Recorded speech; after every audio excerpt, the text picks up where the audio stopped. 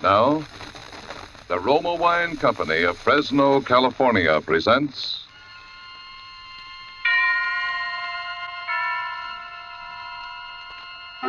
Suspense. Tonight, Roma Wines bring you the distinguished actor, Mr. Ronald Colman, in one of the great suspense stories of our time, August Heat. Suspense is presented for your enjoyment by Roma Wines. That's R-O-M-A, Roma Wines. Those excellent California wines that can add so much pleasantness to the way you live, to your happiness in entertaining guests, to your enjoyment of everyday meals.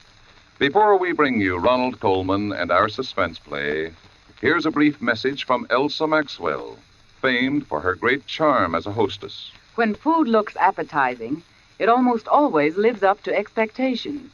When even so simple a main dish as a steaming, fragrant bowl of spaghetti or beans is surrounded by bright green salads, golden rolls or muffins, and brilliant Roma California burgundy, the food is more enjoyable, more delightful. And for a summery touch of the outdoors, a vase of flowers, perfect color complement to the deep, rich beauty of Roma burgundy. You'll enjoy the fruity, robust taste, the tart piquancy of distinguished Roma burgundy served cool. Truly a masterpiece of fine winemaking.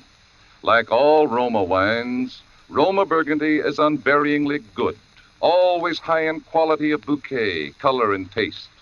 The happy reward of selected grapes, brought slowly to perfection, gently pressed, then carefully guided to flavor fullness by the ancient skill of Roma's noted wineries in California's choicest vineyards. Yet all this goodness is yours for only pennies a glass. Remember, more Americans enjoy Roma than any other wine. R-O-M-A, Roma Wines. Yes, right now a glassful would be very pleasant, as Roma Wines bring you a remarkable tale of suspense. And with August Heat, W.F. Harvey's matchless narrative of premonition and the brooding terror of twilight and the unseen, and with the performance of Ronald Colman, Roma Wines hope indeed to keep you in suspense.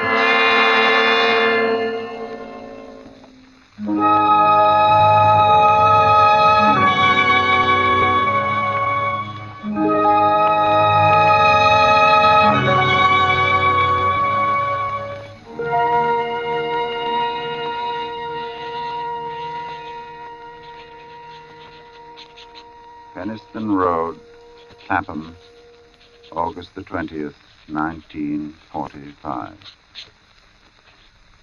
I have had what I believe to be the most remarkable day in my life. And while the events are still fresh in my mind, I wish to put them down on paper as clearly as possible.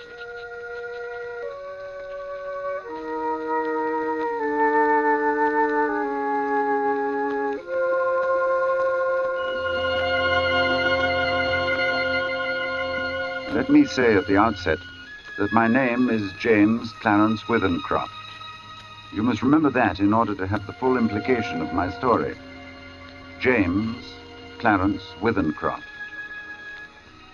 I'm 40 years old, in perfect health, never having known a day's illness. By profession, I am an artist.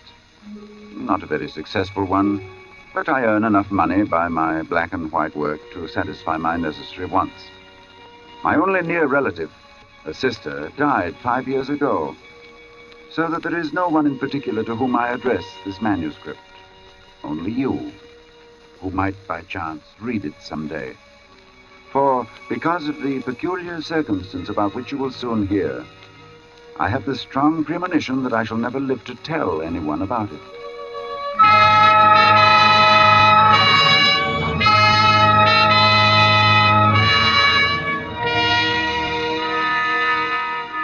I breakfasted this morning at 9 at the usual time. It was no different from any other morning. And after glancing through the morning paper, I lighted my pipe. and I proceeded to let my mind wander, in the hope that I might chance upon some subject for my pencil. The room, though door and window were open, was oppressively hot. And I had just made up my mind that the coolest and most comfortable place in the neighborhood would be the deep end of the public swimming bath, when I was suddenly shaken. A feeling swept over me such as I'd never experienced before.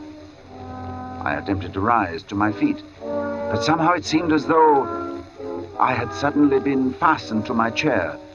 My hand went out in an effort to brace myself. And then, before I knew what I was doing, my pencil was in my hand, and I began to draw. It was as though someone had taken my hand and was moving it across the paper, swiftly, in bold strokes. And then I seemed to take over. My hand, under its own power, began to draw. I soon forgot the oppressive heat. Everything was forgotten in this frantic feeling that the sketch must be finished as soon as possible.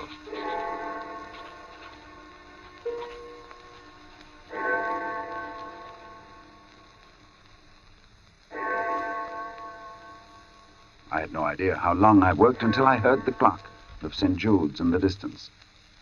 It was 4 o'clock, and I had started just after breakfast.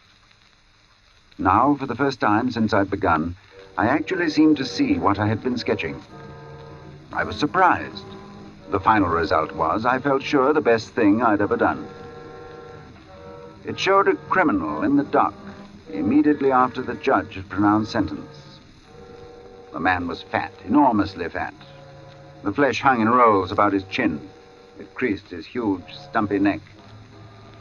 He was clean-shaven, or perhaps I should say a few days before he must have been clean-shaven. And he was almost bald. He stood there before the judge, his short, clumsy fingers clasping the rail, looking straight in front of him. The feeling that his expression conveyed was not so much one of horror as of utter, absolute collapse. There seemed nothing in the man strong enough to sustain that mountain of flesh. And then I saw that the sketch wasn't complete. For the man's other hand seemed to be clutching an instrument of some kind, a weapon, but it hadn't been completed.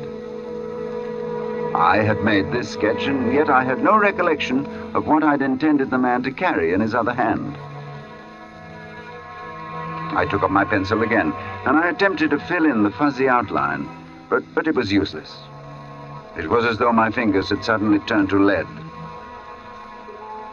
I sat down, and I felt the moisture slowly forming on my forehead. And once again, I was conscious of the oppressive heat. Then I knew that there would be no finishing of the sketch, at any rate not for the moment. So I rolled it up, and without quite knowing why, I put it in my pocket. In spite of my peculiar inspiration, I was filled with a rare sense of happiness which the knowledge of a good thing well done gives.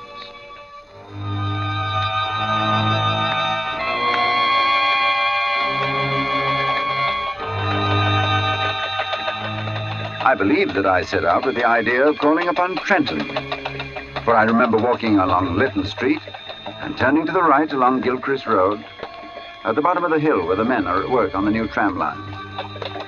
From there onwards, I have only the vaguest recollection of where I went. Through parks, along crowded streets, always conscious of the awful heat that came up from the dusty asphalt pavement in a suffocating wave.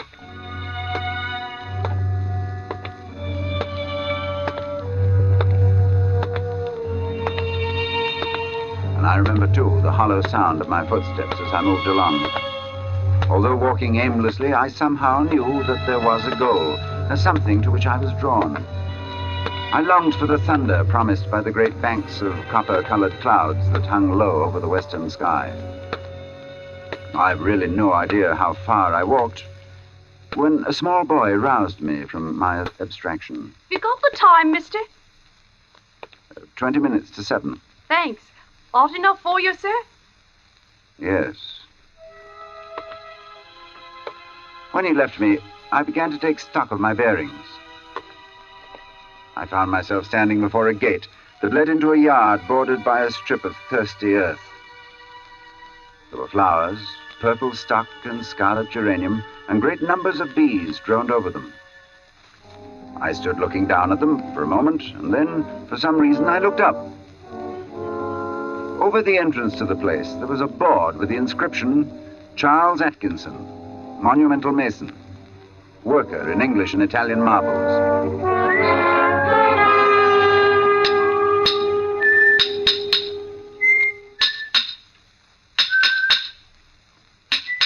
From the yard itself came a cheery whistle, the noise of hammer blows, and the cold sound of steel meeting stone. A sudden impulse made me enter, and I went in the direction of the noise. There was a man, sitting with his back towards me. He was busy at work on a slab of curiously veined marble. Then, without turning, his hammer stopped in midair as he was about to bring it down on his chisel. He held this position a moment before turning, but I knew that he was aware of my presence, and when he turned, I saw his face. It was, although I'd never seen him before, it was the face of the man I had been drawing.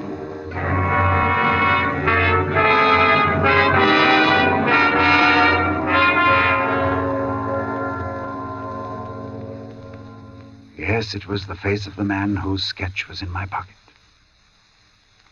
He sat there on his low stool, huge and elephantine, the sweat pouring from his scalp, not speaking. Then he took a red silk handkerchief and he mopped his brow. Although this face that looked up at me was the same as my sketch, the expression was absolutely different. Suddenly the puzzled expression left his face, and he smiled, as if we were old friends. And he walked over and he took my hand. Good day, sir. Good day. I'm sorry to intrude. Not at all. Everything is so hot and glary outside. This is like an oasis in the wilderness. I don't know about an oasis, but it certainly is hot. Whew. Take a seat, sir. He pointed to the end of the gravestone on which he was at work, and I sat down. Whew. Very hot. That's a beautiful piece of stone you've got hold of. In a way it is. The surface here is as fine as anything you could wish, but there's a big flaw at the back. Oh, I don't expect you'd notice it. Oh, I shouldn't think so.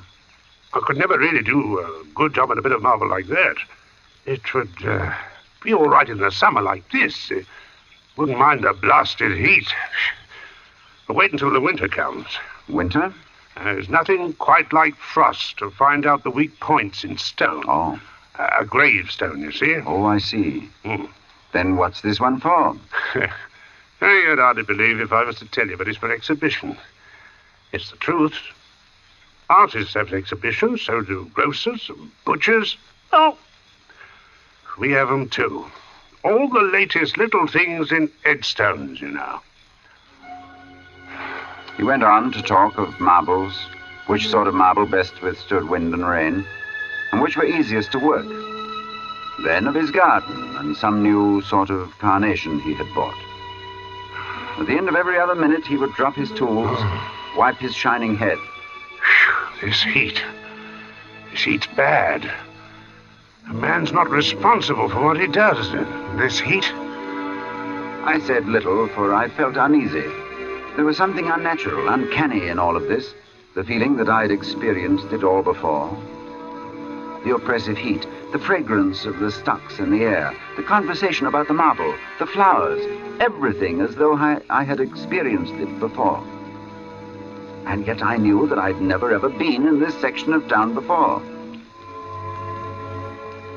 I tried to persuade myself that at least I'd seen him before, that his face, unknown to me, had found a place in some out-of-the-way corner of my memory. But I knew that I was practicing little more than a plausible piece of self-deception. As I sat there quietly, watching him, he looked up at me and he said, There. What do you think of that? He said it with an air of evident pride, of a job well done. I could sense that he was experiencing the same feeling I had experienced when I'd finished my sketch. Then he got up with a sigh of relief. Hot. Hot, ain't it? I was seated in such a position that I was unable to see his work. And for some reason, I didn't move. Suddenly, he began to read what he'd carved on the tombstone. He spoke deliberately and with a flat voice. In the midst of life, we are in death. Born January 18, 1905. I looked up with a start. This man had read my exact birth date.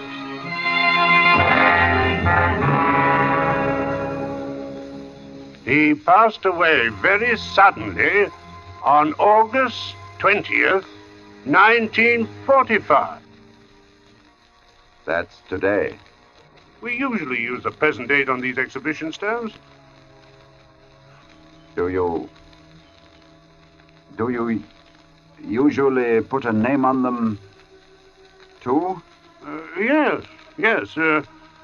Sacred to the memory of James Clarence Withencroft.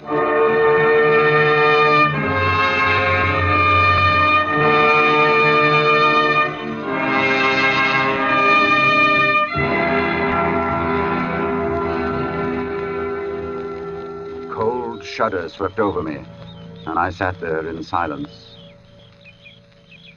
The sound of birds and crickets seemed loud in my ears as we stood there, looking at each other, saying nothing. And then he mopped his brow again. Hot. I was finally able to speak.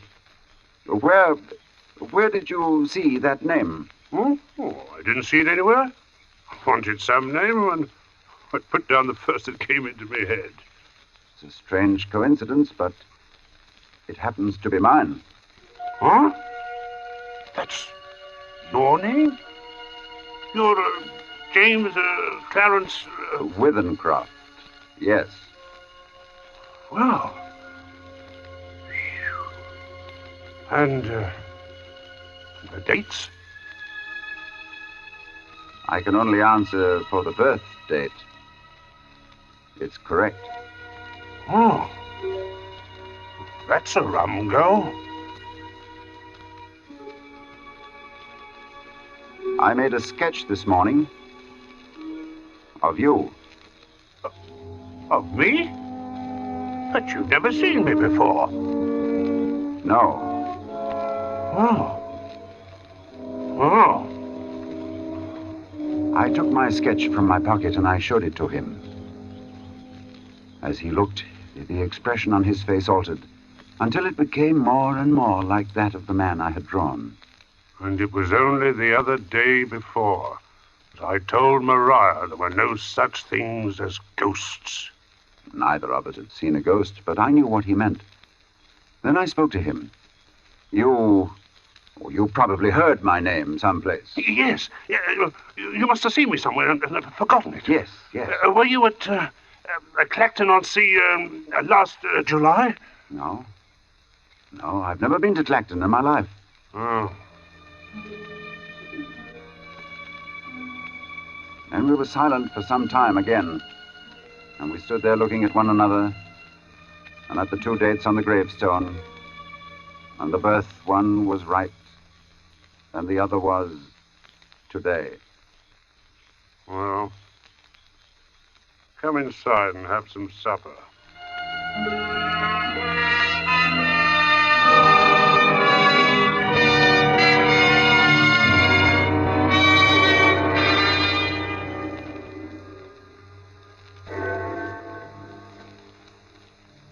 His wife was a strange little woman who was pallid with the look of those who live their lives indoors. Her husband introduced me as a friend of his who was an artist, and he informed her that I was staying to supper.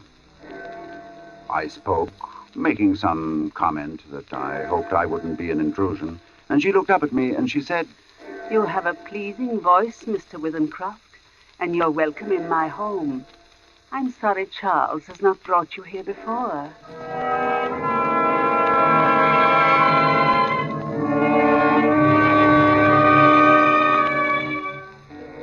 Very little was said during the meal, and after the sardines and watercress had been removed, She walked over to a cupboard, and she took down a thin black book. And as she handed it to me, she spoke. Would you read aloud, Mr. Withenscroft? Puzzled, I looked down at the book which she'd opened and placed before me. It was a very tiny book. The Prophet, it was called, by an author unknown to me with a strange Eastern name, Khalil Gibran. And my eyes fell across the page, and suddenly I was reading aloud, as she'd asked me to.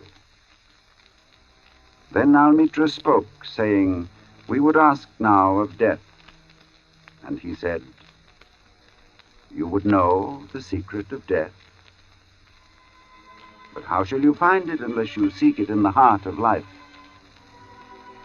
The owl, whose night-bound eyes are blind unto the day, cannot unveil the mystery of light. If you would indeed behold the spirit of death, open your heart wide unto the body of life. For life and death are one, even as the river and the sea are one. In the depth of your hopes and desires lies your silent knowledge of the beyond. And like seeds dreaming beneath the snow, your heart dreams of spring. Trust the dreams, for in them is hidden the gate to eternity. Your fear of death is but the trembling of the shepherd when he stands before the king whose hand is to be laid upon him in honor. Is the shepherd not joyful beneath his trembling, that he shall wear the mark of the king? Yet is he not more mindful of his trembling. For what is it to die but to stand naked in the wind and to melt into the sun? And what is it to cease breathing but to free the breath from its restless tides, that it may rise and expand and seek God unencumbered? Only when you drink from the river of silence shall you indeed sing. And when you have reached the mountain top, then you shall begin to climb. And when the earth shall claim your limbs, then shall you truly dance.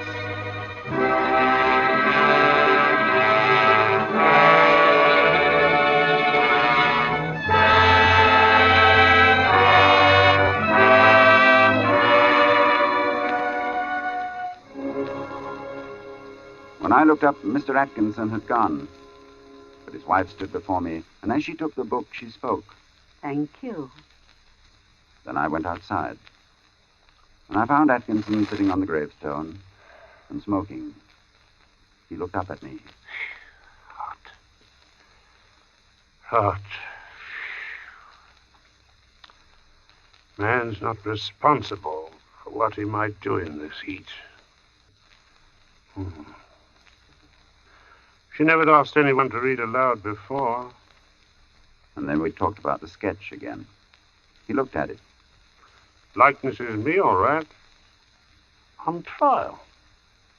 You must excuse my asking, but do you know of anything you've done for which you could be put on trial? No, I've done nothing. Not yet. He got up, fetched a can from the porch, and he began to water the flowers. Twice a day regular in the hot weather. And then the heat sometimes gets the better of the delicate ones. And ferns. Good Lord, they could never stand it. Where do you live? I told him my address. It would take an hour's quick walk to get back home. And he stopped watering, and he faced me squarely. It's like this. We'll look at the matter straight.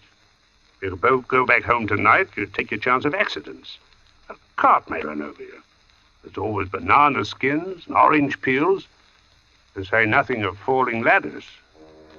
He spoke of the improbable with an intense seriousness that would have been laughable 6 hours before. But I did not laugh. The best thing we can do is for you to stay here till 12 o'clock. Then it'll be tomorrow, do you see? Yes. We'll go upstairs and smoke. Maybe cooler inside. And to my surprise, I agreed.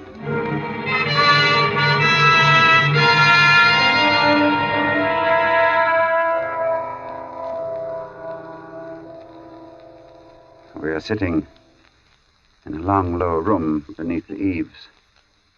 Atkinson has sent his wife to bed.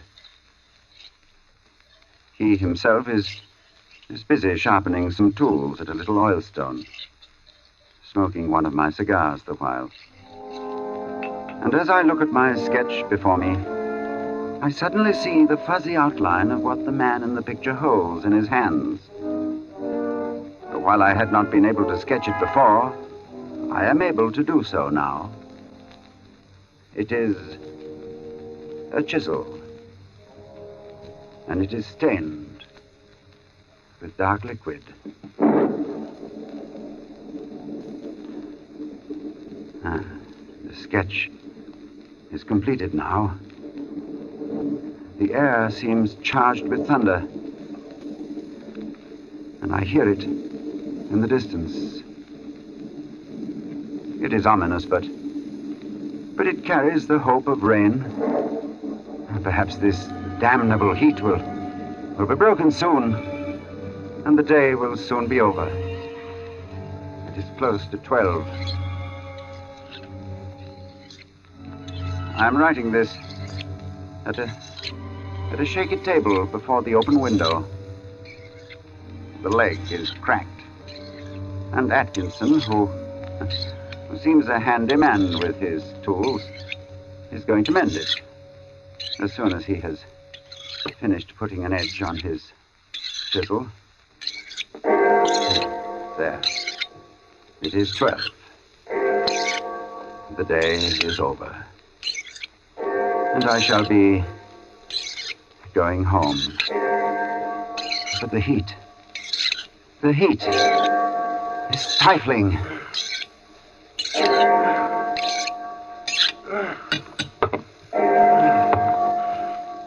This heat is enough to send a man mad.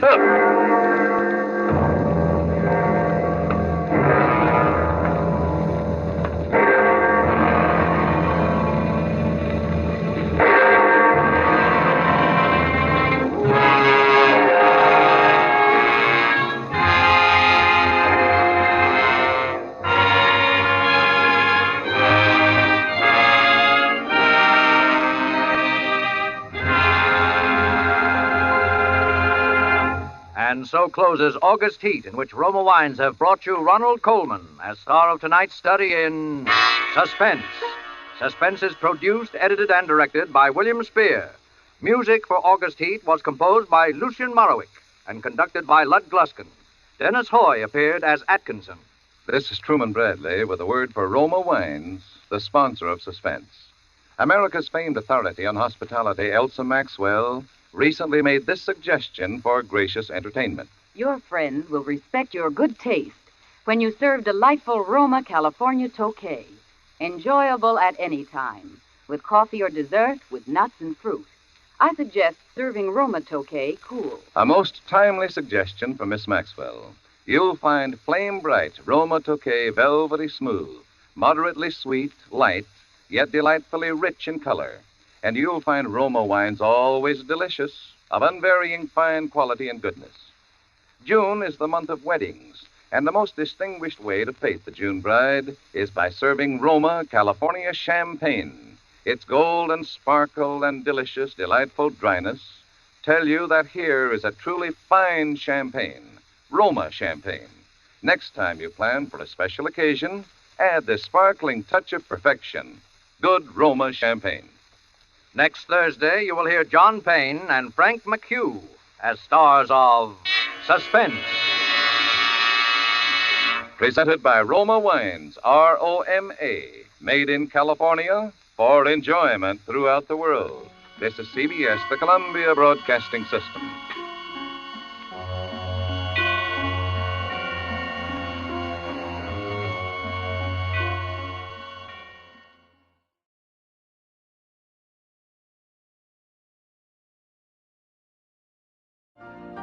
You've been listening to the OTR Gold Network.